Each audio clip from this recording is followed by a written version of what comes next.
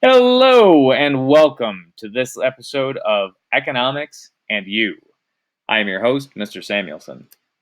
Last time we were together, we looked at Americans and credit, specifically the different types of debt that you can take on and the advantages and disadvantages of taking on that debt.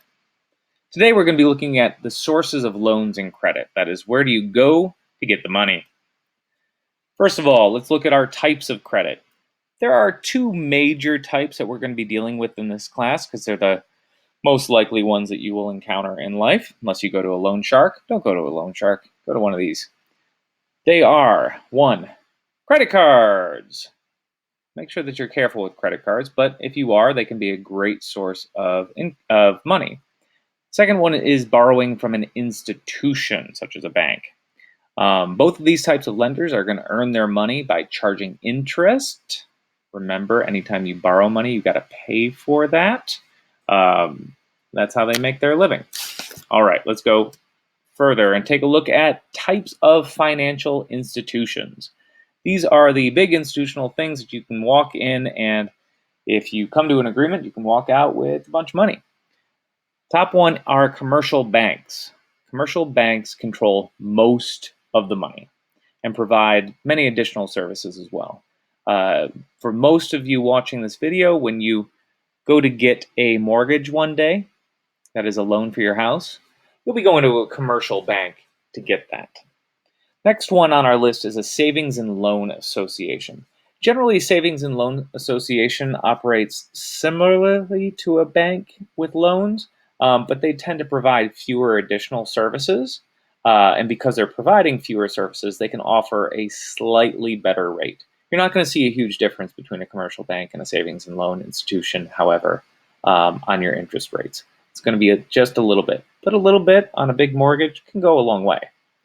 Credit unions are where you're going to find your best interest rates, but they are owned by members, and you have to be a member of that credit union in order to get those low interest rates. And sometimes there are membership fees and other things that you need to do as a member of a credit union. More institutions to look at. We have savings banks. These are not our big, huge commercial ones like Bank of America, but your small town local bank.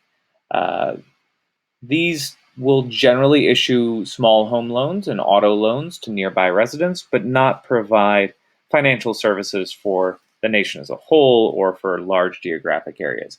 They don't have the money to do that, but they can be a fixture of a small community and certainly help out the people who live there. The final institution we're going to talk about are the finance companies.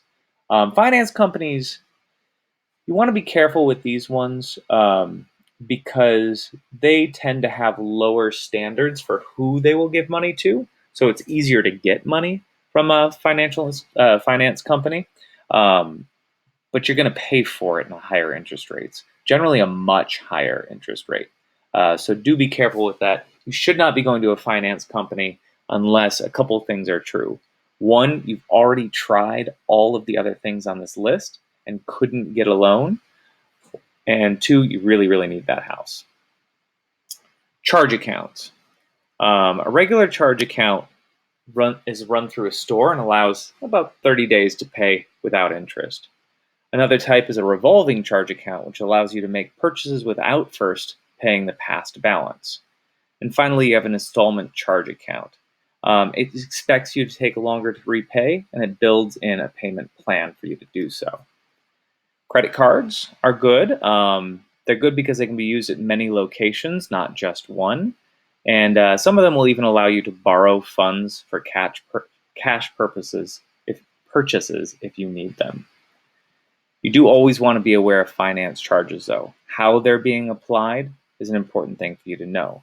Is it based upon a previous balance, what it was at the end of last month, an adjusted balance, what it is the day it's due, an average daily balance, or do you only pay when it's past due? Look for the only past due balances. Those are the best ones for you to get. Another thing for you to know for any loan is your APR, or your annual percentage rate. This is how much the card really costs you. It's a basic number that will serve to let you know how much interest you're really being charged, and generally speaking, you want the plan with the lowest possible interest. That's all for this time. Next time, we're going to be looking at how you apply for credit and what your responsibilities are in doing so. Thank you very much for joining us today, and farewell.